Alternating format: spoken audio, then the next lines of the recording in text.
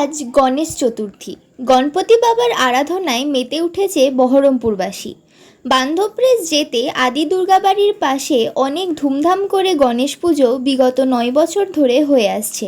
সেই উপলক্ষে সন্ধেবেলায় প্রায় 5,000 লাড্ডু বিতরণ করা হয় ভক্তদের মাঝে। সকলের জন্য ভোগের ব্যবস্থাও নাকি করা হয়েছে। আসুন পুজোর উদ্যোগকারী কি বললেন শুনে নেব।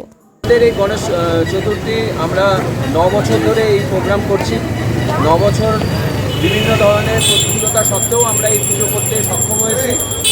আমরা এই বছর 5,000 লাড্ডু বিতরণ করছি বহরমপুরবাসীর হাতে প্রসাদ হিসাবে। এছাড়াও আমাদের কালকে প্রায় 1.5 কুইন্টাল পোলাও আমরা পরশুদিন আমরা বহরমপুরবাসীর হাতে তুলে দেবো। এছাড়াও আপনারা দেখতে পাচ্ছেন রমেন হালদার, ফেসবুক শিমুরালি ভাইরাল খ্যাত কিশোরকণ্ঠী, সে কালকে আমাদের এই পুজো মণ্ডপে সাংস্কৃতিক অনুষ্ঠান পরিবেশনের জন্য আসে।